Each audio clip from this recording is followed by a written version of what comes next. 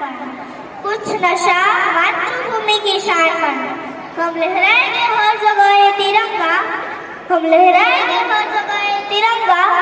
नशा है हिंदुस्तान की शान करना, नशा है हिंदुस्तान की शान करना। बोलो भारत माता की। आदरणीय દ્રષ્ટિશ્રી, આચાર્યશ્રી, શિક્ષકગણ અને પધારેલા મહેમાનો અને મારા વહાલા વિદ્યાર્થી ભાઈ બહેનોને નેહલ વસોયાના વંદે માતરમ। આજે આપણે સૌ આઝાદ ભારતનો 77મો પ્રજાસત્તાક દિન ઉજવવા માટે અત્રે એકત્રિત થયા છીએ। આજનો દિવસ દરેક ભારતીયો માટે ગૌરવ અને આનંદનો દિવસ છે, કારણ કે 15મી ઓગસ્ટ 1947ના રોજ આપણો દેશ અંગ્રેજોની ગુલામીમાંથી આઝાદ થયો। દેશના લોકોએ રંગે ચંગે આઝાદીનો ઉત્સવ મનાવ્યો, પણ ત્યારે આપણું પોતાનું કોઈ બંધારણ ન હતું।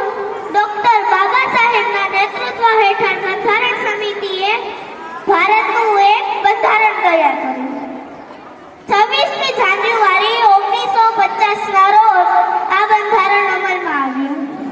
ત્યારે ભારત એક પ્રજાસત્તાક રાષ્ટ્ર બન્યું। પ્રજાસત્તાક એટલે જ્યાં પ્રજા સર્વોપરી હોય છે। આપણા દેશમાં શાસન ચલાવવાની શક્તિ જનતાના હાથમાં છે।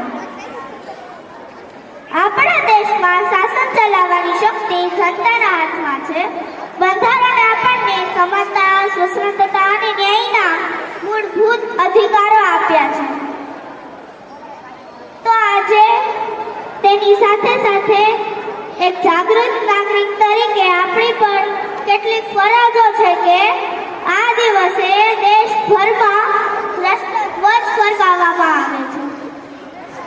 વિવિધ રાજ્યોની સાંસ્કૃતિક ઝાંખીઓ બતાવવામાં આવે છે। મહાશાળાઓમાં સાંસ્કૃતિક કાર્યક્રમો, દેશભક્તિના ગીતો દ્વારા આ દિવસને યાદ કરવામાં આવે છે।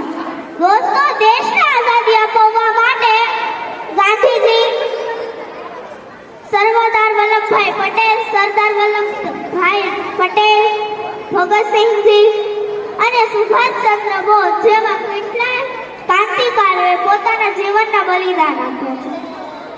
તો આજે પણ આપણી પણ જવાબદારી બને છે કે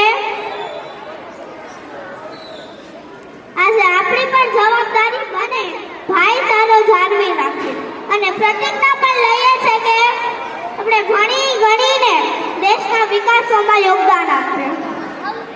हम है गांधी बापू के प्यारे, हम है गांधी बापू के प्यारे, हम है आसमान के तारे। हम है गांधी बापू के प्यारे, हम है आसमान के तारे। हम नहीं बनेंगे आवारे, हम तो बनेंगे देश के दुलारे। हम नहीं बनेंगे आवारे, हम तो बनेंगे देश दुलारे। हम तो बनेंगे देश दुलारे। भारत माता की।